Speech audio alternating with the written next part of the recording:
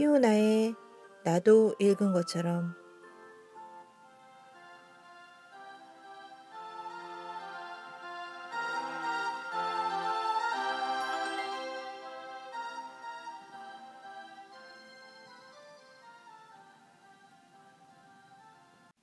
단순한 책 소개가 아니라 나도 읽은 것처럼 다 떠먹여주는 책방송 나도 읽은 것처럼의 피오나입니다. 안녕하세요. 예고한 대로 화성 남자 금성 여자 6번째 방송을 시작하려고 합니다. 지난 시간에 제가 감기 몸살에 걸려서 좀 몸이 안 좋아서 오래 얘기하기 어렵다고 말씀을 드렸는데 많은 분들이 또 걱정해 주시고 또 댓글도 감기 조심하라고 달아주신 덕분인지 좀 많이 나았어요. 그래서 이번 주에 화성 남자 금성 여자 6번째 방송으로 이 책을 마치려고 해요. 자, 이 책에는요, 여자가 남자에게 점수 따는 방법, 남자가 여자에게 점수 따는 방법 등을 소개하고 있는데요. 예전에 굉장히 재미있는 유머처럼 인터넷에서 떠돈 게 있어요. 자, 여자에게 점수 따는 101가지 방법이 있다고 합니다. 이거를 보면은요, 몇 개만 말씀을 드릴게요. 집에 돌아오면 우선 아내부터 찾아 가볍게 포옹한다. 오늘 그녀의 계획이 무엇이었는지 당신이 알고 있었음을 보여주는 특별한 질문을 하라. 예를 들면 병원에 갔던 일은 어떻게 됐어? 그녀의 말을 들어주고 적절한 질문을 하라. 그녀의 문제를 해결하겠다는 생각은 버리고 대신 그녀의 편에서 이해해주라. 이렇게 이제 4번째가 있고요. 이렇게 쭉 나가면서 101가지가 있어요. 그래서 이거를 이제 옮겨서 적고 그런 사람들도 예전에 많았던 것 같은데요. 그래서 100번째에는 이 항목에 더 추가할 것이 있냐고 그녀에게 물어보라. 그리고 101번째는 소변을 본 후에 변기 앉는 부분을 도로 내려놓아라. 이렇게 있어요. 그리고 이제 이 책에 나오는 건 절대 아니고요. 이렇게 적어 놓은 다음에 여자가 남자에게 점수를 따는 법 해가지고 딱 2가지가 있었어요. 1번 술을 사준다, 2번 허락한다. 그래서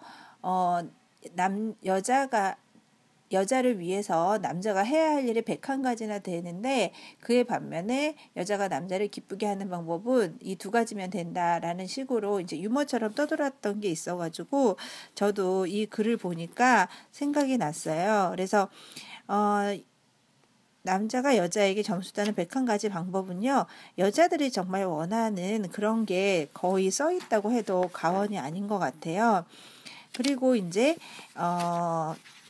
유머가 아니라 책에서 나온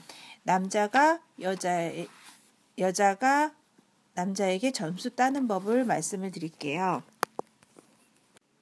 이거를 뭐 크게 얘기하자면 여자는 사소하고 작은 것을 자주 해줘라 이렇게 말할 수 있을 것 같고요. 남자들은 여자에게 어떻게 점수를 주는가 해서 남자들이 점수를 매기는 방식은 여자들과는 다르다. 남자가 여자를 위해서 하고 있는 일에 대해 그녀가 고맙게 여길 때마다 그는 자기가 사랑받고 있다고 느끼며 오히려 그녀에게 점수를 준다. 2사람의 점수가 균형을 이루는 데 있어 사실 남자들이 필요로 하는 것은 오직 사랑일 뿐 그 외에는 아무것도 없다. 그러나 여자들은 그들의 사랑이 얼마나 막강한 힘을 지니는지 깨닫지 못한 채 남자에게 자꾸만 무엇인가를 해줌으로써 그의 사랑을 얻으려고 쓸데없는 노력을 하게 된다.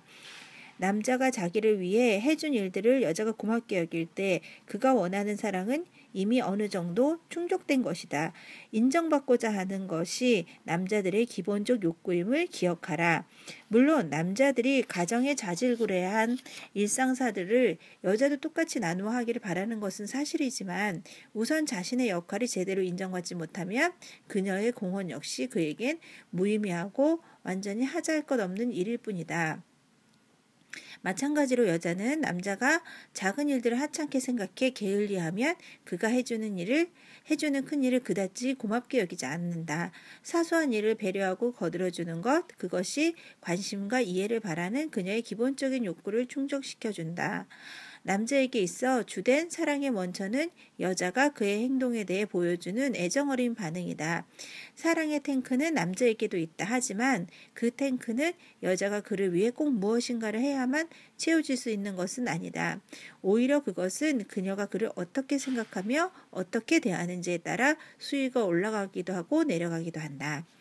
여자가 그를 위해 식사 준비를 한다고 할 때 그는 그녀에게 1점을 줄 수도 있고 10점을 줄 수도 있는데 그것은 전적으로 그녀가 어떤 느낌을 갖고 그를 대하느냐에 달려 있다. 속으로 그를 원망을 하고 있다면 그녀가 그를 위해 마련한 식사가 그에게는 아무런 의미가 없는 것이어서 때로는 마이너스 점수로까지 처리될 수 있다. 네, 들으셨죠? 그러니까 간단하게 요약하면 여자가 남자를 위해서 무엇인가를 해야 된다는 좀 강박관념을 버리는 게 좋을 것 같고요. 또 하나는 해주더라도 정말 기쁘게 해준다. 근데 많은 여자들 중에서 저도 그럴 때가 있는데 남한테 해주는 거를 굉장히 힘들어하면서 해주는 게 잘해준다고 착각할 때가 있는 것 같아요. 아, 이걸 해주면서 참 기쁘다 이렇게 생각하면 좋은데 정말 내가 이렇게까지 한다 하면서 해줄 때 상대방의 느끼는 감정은 어떨까라는 걸 좀 생각해 보게 되는데요.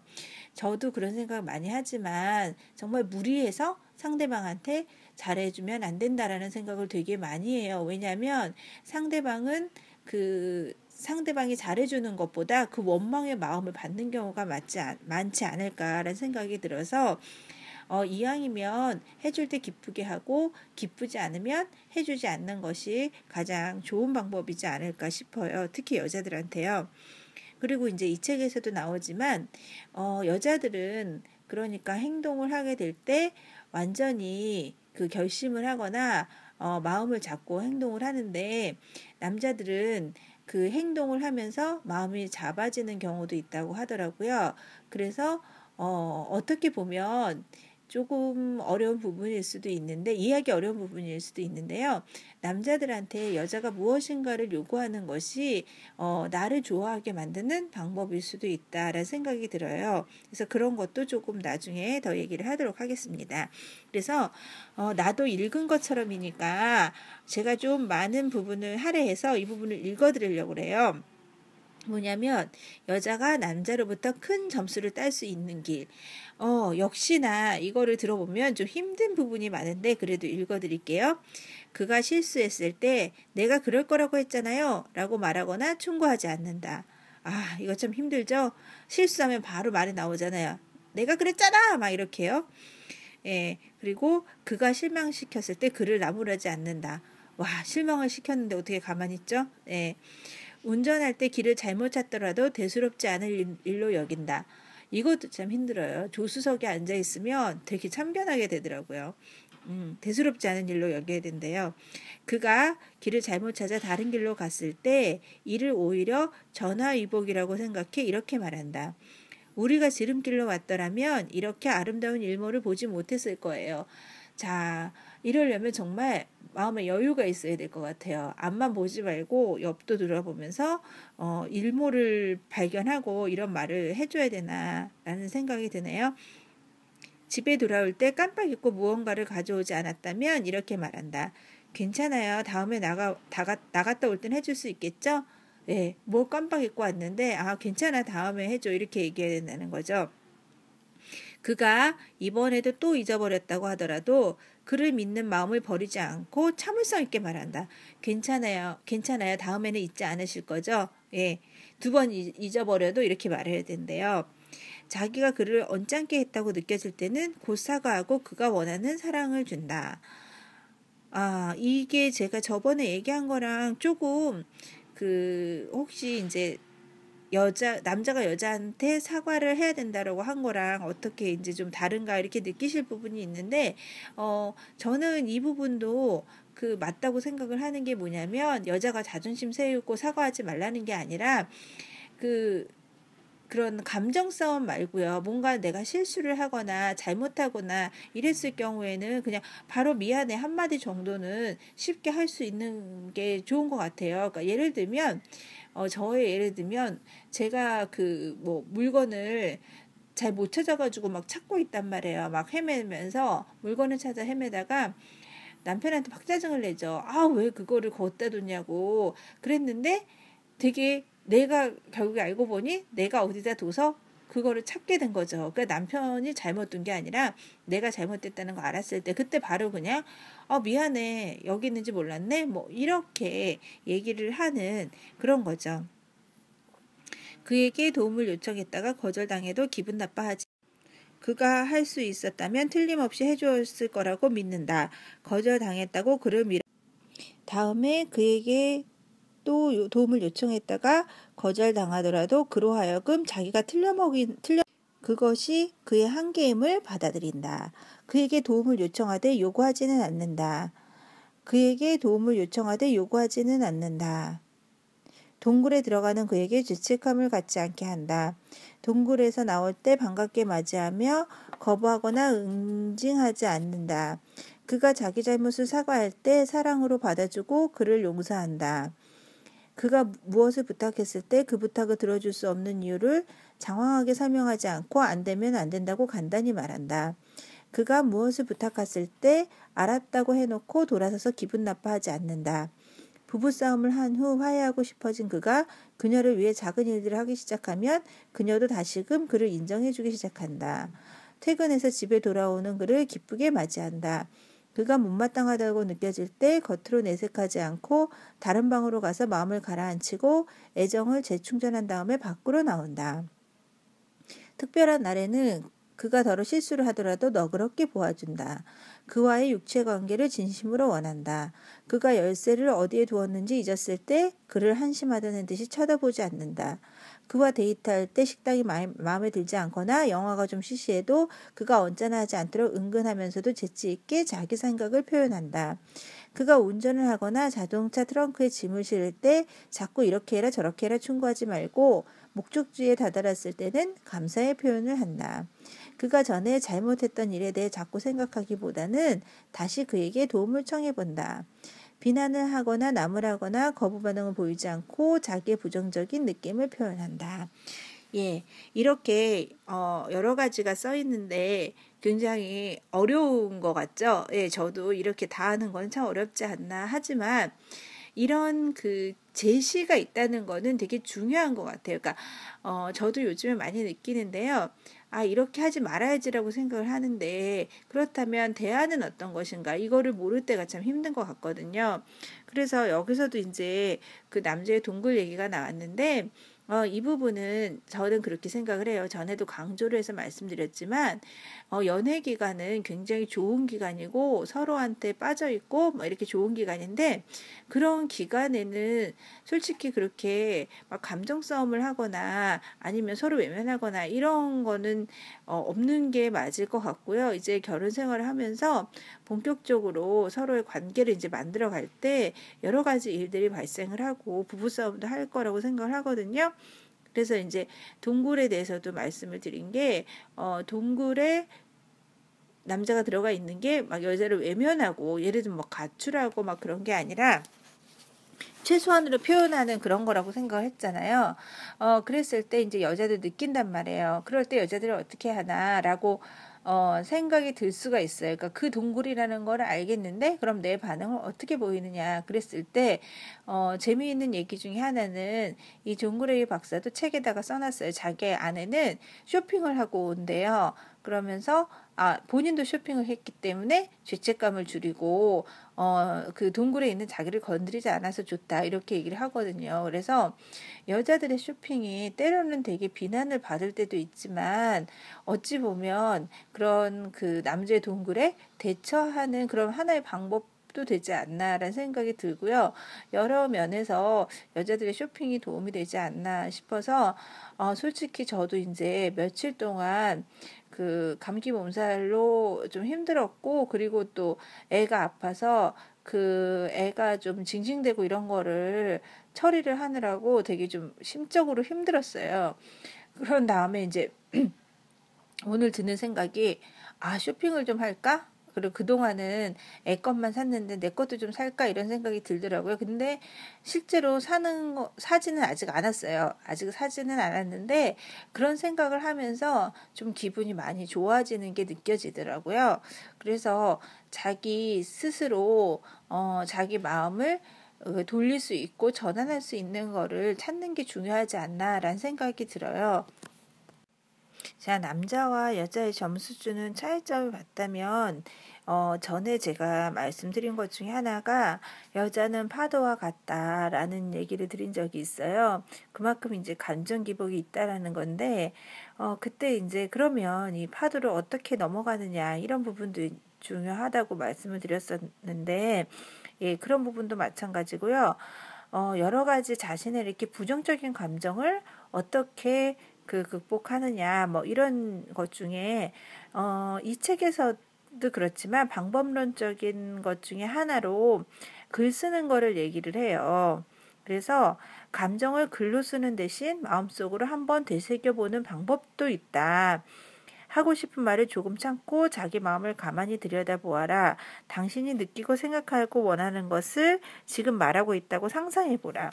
당신의 가슴속에 자리 잡고 있는 온갖 느낌들에 대해 스스로 솔직해지려고 애쓰면서 무언의 대화를 진행시키다 보면 어느 순간 문득 그 부정적인 감정에서 노연한 자신을 발견할 수 있을 것이다. 글로 옮기든 마음속으로 정리를 해보든 상관없이 부정적인 감정들을 하나하나 더듬어보고 살펴보고 표현해내는 과정을 통해 부정적인 감정들은 기세가 꺾이고 대신 긍정적인 정서들이 그 자리에 오르게 된다.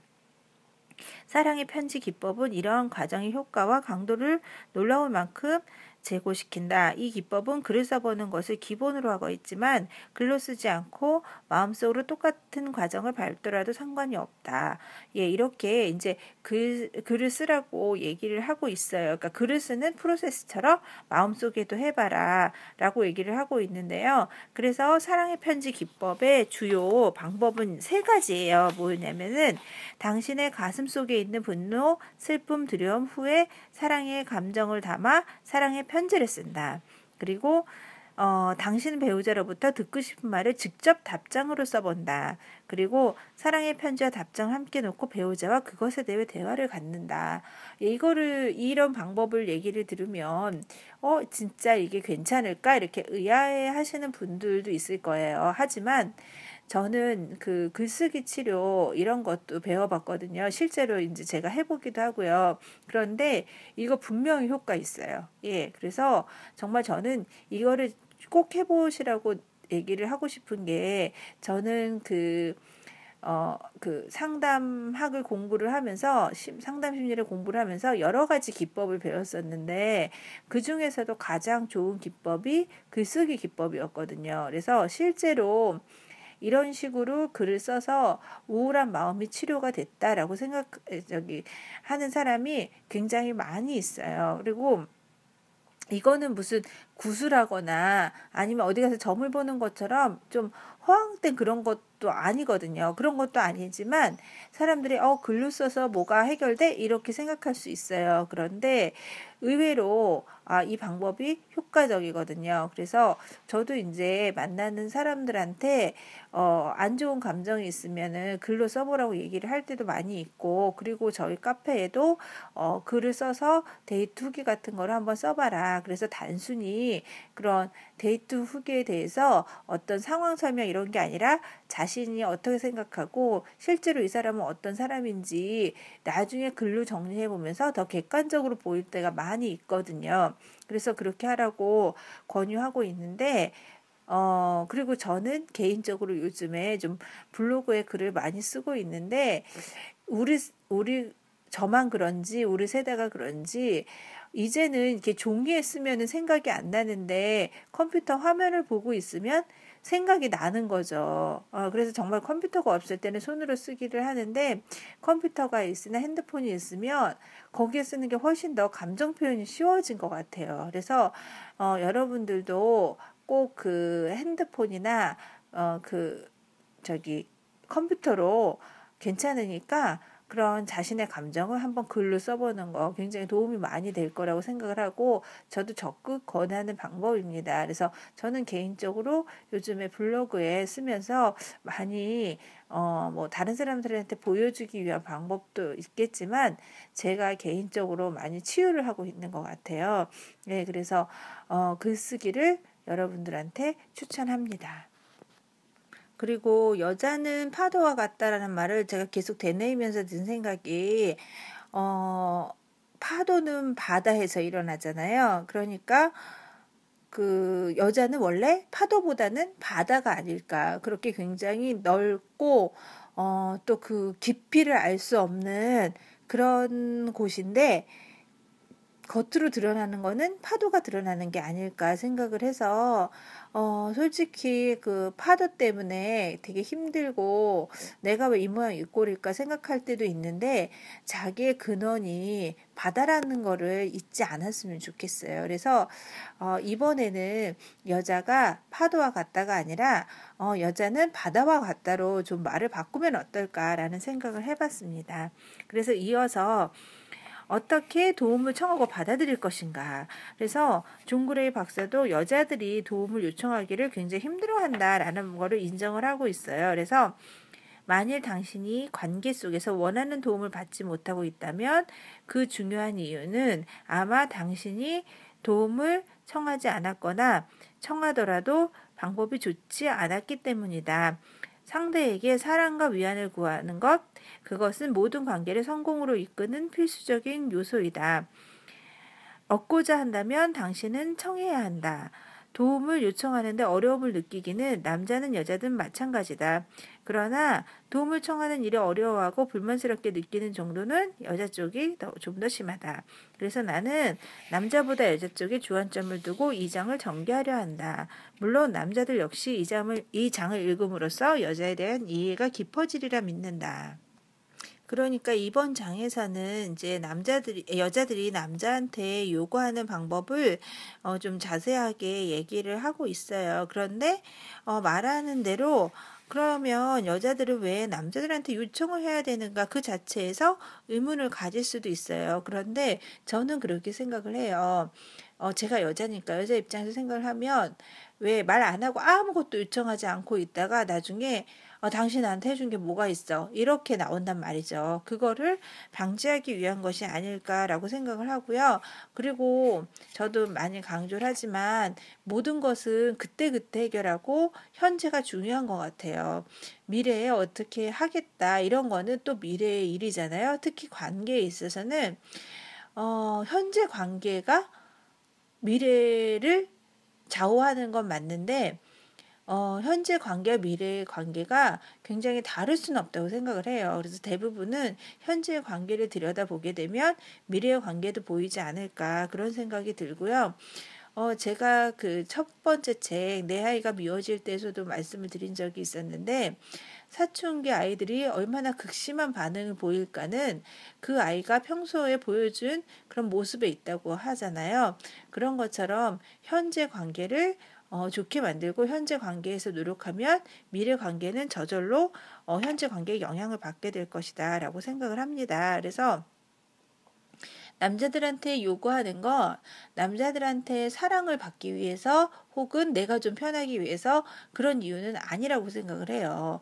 두 사람의 관계가 건전하게 가려면 서로가 요구하는 것이 분명히 있고 그 요구를 서로가 서로에게 맞게 충족시켜 주는 게 굉장히 중요하다고 생각을 해요. 그래서 어떤 분들은 뭐 쉽게 기브 앤 테이크라고 하잖아요. 근데 기브 앤 테이크도 어떻게 보면 돈에서만 얘기를 하는 것 같아요. 얼마를 줬으니 얼마를 받아야 된다. 얼마를 썼으니 얼마를 받아야 된다. 이런 식으로요. 근데 그런 것이 아니라 정말 관계가 주고받는 것이 건전하게 되는 것은 어떤 것인가 이런 부분을 저도 많이 요즘에 고민하게 되는 것 같아요. 그러니까 세상에는 대등한 관계만 있다면 아무 문제가 되지 않죠. 그래서 특히 쉽게 생각하는 여자친구와의 관계는 가장 대등한 관계라고 볼 수 있죠. 그래서 만났을 때도 더치페이하고 서로 도움을 주고 도움을 받고 이런 것들이 굉장히 여자친구 사이에서는 공평하게 되는 게 좋죠. 그런데 인간관계는 공평한 것만 있지 않잖아요. 부모님과의 관계, 자식과의 관계, 또 남편과의 관계를 보면 이 관계는 이미 불평등한 관계로 시작이 돼요. 특히나 이제 부모 자식 관계는 힘이 있고 힘이 없고 또 나이가 많고 나이가 적고 이런 식으로 굉장히 불평등하게 시작을 하고요. 남녀 관계도 마찬가지로 평등하게 시작하기는 어렵다고 봐요. 그래서 그 불평등한 관계에서 어떻게 하면은 조금 더 긍정적인 관계를 만들어내느냐, 건강한 관계를 만들어내느냐, 이런 부분이 중요한 것 같아요. 그래서 뭐 나는 남자한테 전혀 요구할 게 없다. 그리고 아무 도움도 필요 없다라고 생각하는 사람이 있으면 뭐 그것대로 괜찮을 것 같지만 이 부분은 그런 얘기인 것 같아. 실제로는 내가 요구하는 게 있어. 이렇게 해줬으면 하는 게 있어. 그런데 그거를 잘 표현을 하지 못하고 나중에 상대에 대한 원망으로 가는 이런 부분을 좀 미연에 방지하자. 이런 것들인 것 같아요. 근데 또 이제 상대방한테 요구를 하자고 하면 요구하는 방법을 또 모른단 말이죠. 그러니까 아까도 얘기했듯이요. 내가 참지만 말고 얘기를 하자. 참는 건 아닌 것 같다라고 하면서 거꾸로 제대로 얘기하는 방법을 모른다는 거죠. 그래서 아마 그 부분을 이 존 그레이 박사도 좀 설명을 많이 하려고 했던 것 같아요. 그래서 요청하는 방법에 단계가 있어요. 그래서 제1단계, 당신이 이미 받고 있는 것들을 정확하게 요청하라. 관계 속에서 보다 많은 도움을 얻고자 한다면 우선 당신이 이미 받고 있는 도움을 상대에게 요청하는 연습을 하는 것이 급선무이다. 배우자가 현재 당신을 위해 해주는 일이 무엇인지 생각해보라. 상자를 나르거나 고장난 물건을 고치거나 청소를 하거나 전화를 걸어주거나 간단한 심부름을 해주는 등의 작은 일이면 더욱 좋다. 이 첫 번째 단계의 주안점은 그가 이미 해오고 있던 작은 일을 부탁해보되 그것을 당연한 것인 양 받아들여서는 안 된다는 것이다. 그가 부탁을 들어주면 칭찬을 듬뿍 안겨주어라. 청하지 않아도 도와주리라는 기대는 잠깐 접어두어라. 그래서 처음에 요청할 때는 원래 그 사람이 하던 거, 예를 들면 쓰레기를 버려주는 거, 이런 것들을 요청을 하라는 거죠. 그렇다면 왜 이미 하고 있는 걸 요청을 하라라고 하느냐면은요. 그것은 간단해요. 그러니까는 요청하는 여자의 마음 때문인데 상대방이 들어줄 것이라는 믿음을 일단 크게 갖고 있어야 된다. 그래서 이왕이면 할 것 같은 일을 요청을 해야 된다는 거죠. 또 도움을 요청하는 데는 5가지 비결이 있다고 해요. 그래서 적절한 타이밍, 요구하지 않는 태도, 간명한 표현, 직접적으로 도움을 요청하라. 그리고 정확한 용어를 사용하라. 예, 이거 그냥 듣기만 해도 대충 어떤 얘기인지 아실 것 같아요. 그러니까 타이밍은 정말 이 부분도 중요한데 제가 제 칼럼에서도 썼던 적이 있어요. 잔소리와 방청소의 원리라고 해서 정말 내가 청소를 하려고 빗자루 딱 드는 순간 엄마가 얘 청소 좀 해라 라고 하면 그 빗자루 내던지고 싶죠. 이런 것처럼 그 적당한 때에 그 요청을 해야 된다는 거죠. 그리고 요구하지 않는 태도라고 2번째 얘기를 했는데요. 그거는 뭐냐면은요. 원망을 품고 있는 태도를 말한다고 해요. 그러니까 부탁을 하는 거하고 요구를 하는 거하고 다르다는 거죠. 그래서 지금까지 해준 일을 전혀 고마워하지 않는다고 생각한다면은 당연히 그 부탁을 거절할 것이다라고 합니다. 그래서 원망의 표현이 아니라 굉장히 웃으면서 부드럽게 해야 되겠죠. 그리고 간명한 표현, 이 말은 뭐냐면 이유를 말하지 말라는 거예요. 구구절절히. 그러니까 데이트할 때는 그런 게 있을 거예요. 아마 데이트 장소를 어디로 바꿨으면 좋겠다. 뭐 이럴 때요. 그때 나는 그날 뭐가 있고 해서 이렇게 될지 모르니 약속 장소를 바꿨으면 좋겠다. 그런 게 아니라요. 일단 그 용건부터 말하는 거죠. 제가 눈을 강조하지만 토요일 날 신도림으로 장소를 바꿀 수 있을까? 이렇게 간단하게 말하는 거죠. 근데 저는 이거를 이렇게 많이 쓰는데요. 일단 이렇게 던져요. 그러니까는 남자 여자 가리지 않고 이렇게 던지는데요. 예를 들면 토요일에 어디에서 볼까라고 한단 말이죠. 어디서 만날까라고 하는데 그러면은 이제 상대방의 반응을 보고 이유를 설명해 주면 괜찮은 것 같아요. 예를 들어서 어 토요일에 신도림에서 만날까? 이랬을 때 오케이 하면 그 뒤에 더 이상 할 말은 없잖아요. 근데 만약에 토요일에 신도림에서 만날까 했는데 여자친구든 남자친구든 왜냐고 묻는다거나 자기가 시간이 없다고 한다면 그때 이유를 설명해도 늦지 않는 것 같아요. 그래서 이거는 어떻게 보면 말하는 순서하고도 관련이 있는 것 같은데 일단 요건을 먼저 말하고 그 상대방의 반응을 보고 그 뒤에 설명을 덧붙이는 식으로. 근데 특히 남자들은 이 방법이 참 좋은 것 같아요. 저도 써보지만 이렇게 말하거든요. 예를 들면 어제도 저도 그런 일이 있었지만 그냥 남편이 전화 왔을 때 오늘 집에 일찍 올래? 이렇게만 말하는 거죠. 그러니까 거기에 대고 뭐 애도 힘들고 나도 힘들고 몸도 안 좋고 밥도 먹기 싫고 하니 오늘 일찍 올래가 아니라 그냥 다짜고짜 오늘 일찍 올래? 이렇게 물어봐서 그래서 그냥 알았다고 일찍 오면 되는 거잖아요. 예. 근데 만약에 왜 그러냐라고 묻는 데는 제가 경험해 보니까 일찍 올래라고 했을 때 왜 그러냐고 물을 때는 본인도 어려울 때인 것 같더라고요. 그래서 그 이유를 들어보고 자기 스케줄을 조절한다거나 아니면 자기 약속을 미룬다거나 하는 식으로 조정을 하는 것 같더라고요. 그래서 일단 용건을 먼저 말하고 필요할 때 상대방의 그 상황을 보고 설명을 하면 되는 것 같아요. 예, 그리고 직접적으로 말하라고 하는데요. 이것도 용건을 말하는 거하고 비슷한 것 같은데요. 책에 나온 걸로 예를 드릴게요. 이제 직접적으로 이렇게 말하면 된다는 거죠. 차 안에 있는 식료품 쇼핑백을 좀 들여다 줄래요? 이렇게 말하면 되는데, 간접적으로 말하는 건 쇼핑해온 식료품이 차 안에 있어요. 라고 그냥 여기까지만 말해버리는 거죠. 예, 그랬을 때 남자들은 이렇게 받아들인다고 하죠. 장은 내가 봤으니 물건 가져오는 건 당신 할 일이에요. 이런 식으로 받아들이면 굉장히 기분 나쁠 수 있다. 그러니까 직접적으로 표현하라라고 얘기를 합니다. 그리고 말하는 그 방법도 여기서 얘기를 하고 있는데요.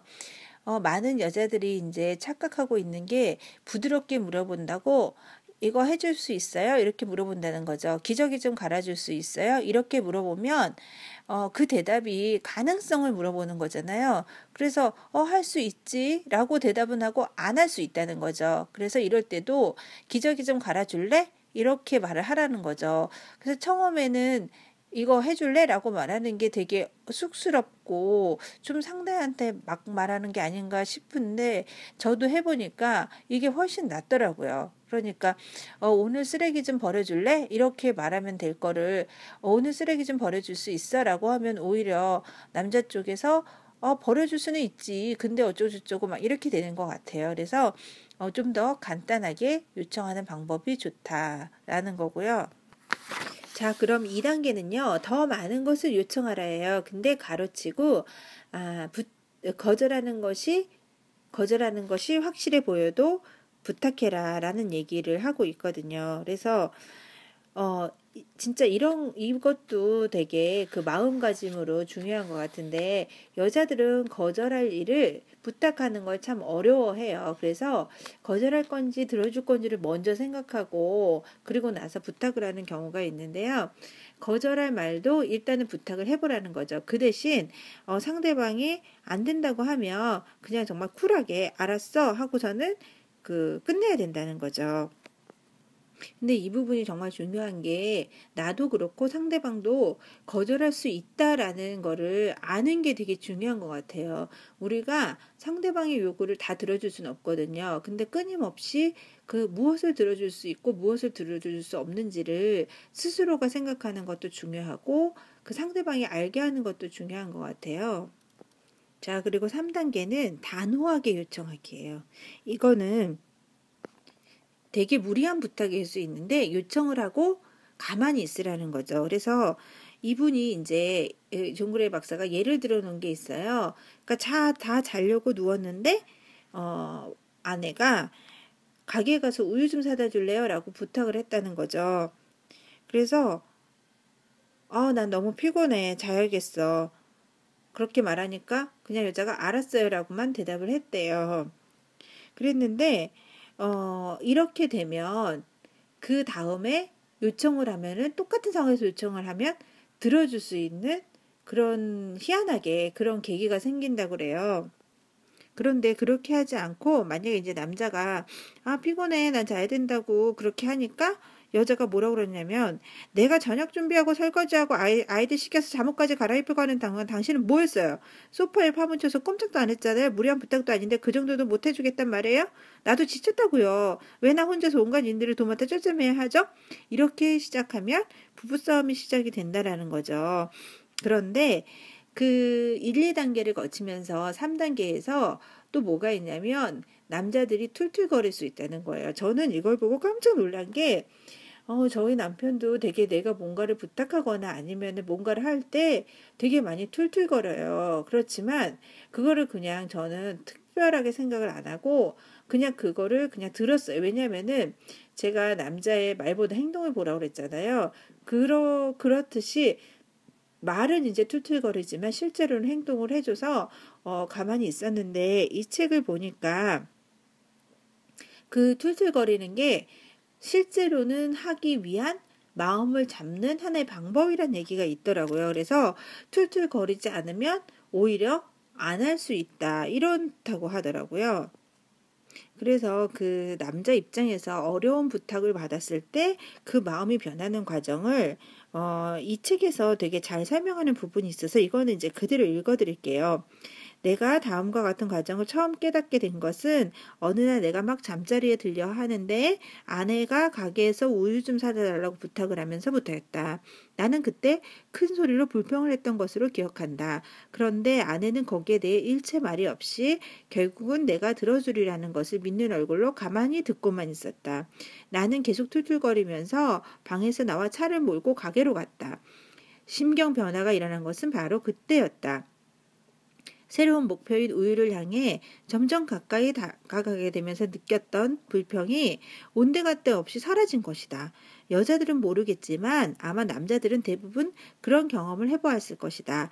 나는 불현듯 아내에 대한 사랑을 느꼈고 내가 그녀를 도와주고 있다는 사실에 괜히 뿌듯했으며 이쯤 되면 나도 썩 괜찮은 남편이라는 생각이 들어 기분이 좋았다. 정말이지 그때 그 느낌은 좋았다. 가게에 들어서는 순간 나는 이제 우유를 사게 되리라는 생각에 행복하기까지 했고 우유병을 향해 손을 뻗는 순간은 목표를 달성한 성취감을 맛보았다. 성취감이란 언제나 남자를 기분 좋게 하는 것이다. 나는 오른손에 우유병을 들고 희낙낙한 얼굴로 나왔는데 그때 내 표정에는 이런 자랑스러움이 배어 있으리라. 자, 날 보라고. 아내를 위해 이렇게 우유를 샀단 말씀이지. 나만큼 훌륭한 남편 있으면 나와보라고 해. 우유를 사들고 집에 들어가자 아내는 행복한 표정으로 나를 맞았다. 그녀는 나를 끌어안으며 이렇게 말했다. 정말 고마워요, 여보. 당신 덕분에 다시 잠옷을 갈아입지 않아도 돼요. 얼마나 편한지 몰라요. 자, 그래서 그 부탁을 하고 가만히 있으라고 했잖아요. 그래서 남자에게 단호하게 요청하는 방법에서 또 예시가 있어요. 나는 시간이 없는데 당신이 하면 안 돼?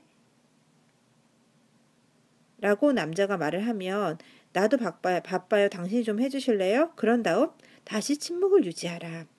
아니, 난 하고 싶지 않은 걸 남자가 이렇게 말하면 당신이 해주면 정말 고마울 텐데요. 나를 위해서 좀 해주실래요? 그런 다음 다시 잠잠고 있어라. 난 바쁜데 당신은 뭘 하지? 나도 바빠서 그래요. 부탁인데 좀 해주실래요? 그런 다음 다시 잠잠고 있어라. 아니, 그걸 지금 할 마음이 내키지 않아. 그건 나도 마찬가지에 당신이 좀 해주시겠어요? 그런 다음 다시 잠자코 있어라. 네, 여기서 공통적인 얘기가 무조건 잠자코 있어라죠. 그러니까 말을 최대한 긍정적으로 하고 잠자코 있어라가 이 요청의 포인트인 것 같아요. 그래서 이 요청하는 방법을 정리를 하면 간단하게 요청하고 이유는 붙이지 말고 침묵해라. 그러니까 되게 보면 쉬운 방법인데 그 속에서는 열불이 나고 이걸 언제까지 참아야 돼? 이런 생각이 드는 그런 걸 거예요. 저도 경험해 봤는데. 그런데 훨씬 이 방법이 그 트러블 없이 그 남자들이 원하는 것을 해주는 방법이 아니었나라는 생각이 들어요. 그래서 저도 이런 방법을 많이 쓰고 있고요. 그리고 아까도 말씀드렸듯이 새롭게 안 사실이지만 좀 툴툴거리는 거를 참아야 된다라는 그런 방법도 있는 것 같아요. 그래서 남자들은 왜 그토록 예민한 반응을 보이는가? 당신은 남자들이 요청받는 일에 대해 왜 그렇게 예민한 반응을 보이는지 의아할지 모른다. 이것은 그들을 게을러서가 아니라 인정받고 싶은 욕구가 그만큼 크기 때문이다. 좀 더 많이 베풀라고 하거나 좀 더 자상한 사람이 되어달라는 부탁은 그러하여금 지금 있는 그대로의 자기 모습을 받아들여지지 않고 있다는 느낌을 갖게 할 수 있다. 여자들은 자기 감정을 이야기할 때 상대가 진지하게 귀를 기울여주고 자기를 이해해주는지에 예민한 반응을 보이는 한편 남자들은 있는 그대로의 자기 모습이 받아들여지고 있는지에 대해 더 예민한 반응을 보인다. 그를 향상시키려는 어떤 시도든 그에게는 당신이 지금 그의 모습에 만족하지 못해 그를 변화시키려는 것으로 받아들여질 수 있다. 화성인들의 모토는 고장나지 않는 한 고치지 말라는 것이다. 여자가 자기에게 더 많은 것을 기대하거나 자기를 변화시키려고 하고 있다고 느끼면 남자는 그녀가 있는 그대로의 자기를 무슨 고장난 물건쯤으로 생각하는 것 같아 기분이 상한다. 도움을 요청하는 올바른 방법을 터득함으로써 당신의 부부관계는 점점 향상되어 갈 것이다. 그리고 배우자로부터 당신이 원하는 만큼의 사랑과 협조를 얻을 수 있을 때는 행복감에 충만하게 될 것이다. 남자들은 자기가 좋아하는 사람을 만족시켜 주었다고 느껴질 때가 가장 행복한 법이다. 도움을 요청하는 적절한 방법을 터득함으로써 남자에게는 사랑받고 있다는 느낌을 가질 수 있게 하고 당신 역시 사랑을 얻을 수 있게 될 것이다. 또 이 책의 마지막에 있는 부분인데 이 얘기도 참 도움이 되는 것 같아요. 무슨 얘기냐면요. 90대 10의 법칙이라는 거예요. 무슨 얘기냐면 지금 현재 당신이 기분 나쁜 거는 현재 그 일 때문인 거는 10%고요. 과거에 있었던 일이 90%가 기분 나쁘게 한다는 거죠. 그러니까 예를 들면 지나가다 어떤 사람이 내 어깨를 툭 쳤어요. 근데 그 어깨를 쳐서 기분 나쁜 건 10%라면은 그 전에 내가 이미 기분 나쁜 과거의 일들이 90%라는 거죠. 그러니까 어떻게 보면 간단하게 설명을 하자면 그 어깨를 친 건 10%지만 과거에 9명이 내 어깨를 쳤던 게 그 누적이 돼 있으면서 그 10% 때문에 터지는 그런 일들이 있지 않나 생각이 들어요. 그래서 이거를 조금 더 좋은 방향으로 생각을 하자면 내가 현재 기분 나쁜 거는 남편 때문이 아니라 과거에 자기가 기분 나쁜 일이 누적되어 있을 수 있다. 이런 게 아닐까 싶어요. 그래서 우리는 현재 어떤 일 때문에 굉장히 기분이 안 좋고 힘들다고 생각을 하지만 현재가 영향을 미치는 거는 10% 정도일 수 있다. 그러니까 어떻게 보면은 우리는 그 기분 나쁜 거를 그거에 몰입되어 있을 게 아니라 조금 더 떨치고 다르게 생각할 필요가 있지 않나 싶어요. 자, 누군가 지나가다가 당신의 팔을 콕 찔렀거나 가볍게 부딪혔다고 생각해 보자. 그 정도는 별로 아프지 않을 것이다. 그런데 이미 상처가 나 있거나 욱신거리고 쑤시는 팔을 누군가 콕 찔렀거나 부딪히고 지나갔다고 상상해 보라. 아마 훨씬 더 아플 것이다. 마찬가지로 풀리지 않은 과거의 감정이 떠오르면 우리는 무심코 콕 찔러보는 말이나 가벼운 스침에 과민한 반응을 보이게 될 것이다. 관계 초기에는 그렇게까지 신경과민이 되지 않는다. 과거의 감정이 표면화되는 데는 시간이 걸린다. 그러나 과거의 감정이 떠오르면 배우자의 행동에 대한 우리의 반응이 판이하게 달라진다. 만일 과거에 풀리지 않은 감정이 떠오르지만 않는다면 대부분의 경우 우리를 기분 나쁘게 하는 것 가운데 90%는 사라진다. 그쵸? 그러니까 실제로 나를 기분 나쁘게 하는 거는 10%밖에 안 될 수 있다. 이렇게 생각을 바꿀 수 있다는 거죠. 네, 이번 편을 이제 마지막으로 정리를 하려고 하니까 얘기가 되게 더 길어지고 할 얘기도 참 많은 그런 것 같아요. 그래서 이렇게 그 화성 남자 금성 여자를 6번에 걸쳐서 나도 읽은 것처럼 방송을 했는데요. 어떠셨는지, 그러니까 정말 나도 읽은 것처럼 화성 남자 금성 여자 하면 제 얘기를 듣고 나도 읽은 것처럼 생각하고 또 도움이 되고 어디 가서 얘기를 할 수 있으면 참 좋지 않을까라고 생각을 해요. 그래서 저는 또 이 책의 마지막도 굉장히 좋았어요. 마지막 문구요. 그래서 이 마지막 문구까지 읽어드리면서 화성남자 금성여자 방송을 마치도록 하겠습니다. 그리고 전에도 말씀드렸지만 다음 책은 나미와 잡화점의 기적을 준비했습니다. 예, 나미와 잡화점의 기적도 상당히 흥미진진한 책이라서 여러분들한테 도움이 많이 될 것 같습니다. 자, 마지막 그 책의 구절을 읽어드릴게요. 그리고 이성으로 인해 실망을 느끼게 될 때면 남자는 화성에서 왔고 여자는 금성에서 왔다는 사실을 기억하라. 이 책에서 다른 것은 다 제쳐놓더라도 남녀가 다를 수밖에 없다는 사실을 기억하라. 그것만으로 당신이 아내를 또는 남편을 사랑하는 데 도움이 될 것이다. 비난과 힐책을 조금씩 줄이고 자기가 원하는 것을 포기하지 않고 끈기 있게 요청함으로써 당신은 그토록 원하던 또 누릴 자격이 있는 애정 어린 관계를 창조할 수 있게 될 것이다. 저는 이 마지막 세 줄이 너무 좋아요. 예, 마지막 세 줄 읽어드릴게요. 당신의 가능성은 무궁무진하다. 당신의 사랑이 나날이 커가고 지혜가 늘기를 바라며 내가 당신의 인생에 변화를 가져올 수 있도록 허락해 준 데 대해 깊은 감사를 드린다.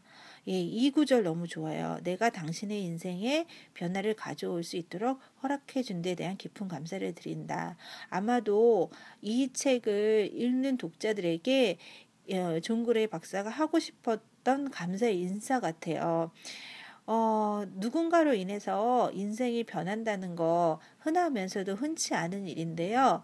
정말 어떤 때는 책 한 권이 인생을 바꿀 수 있다고 생각을 하고요. 그랬을 때 그 책을 쓴 저자로서 당신의 인생에 변화를 가져올 수 있도록 허락해 준 데 대해서 감사를 드린다. 이런 말을 할 수 있는 게 참 멋있는 것 같아요. 그래서 저도 이 말을 인용해서 내 방송이 당신의 인생에 변화를 가져올 수 있도록 허락해 준 데 대해서 깊은 감사를 드립니다. 예, 피오나였습니다. 좋은 하루 되세요.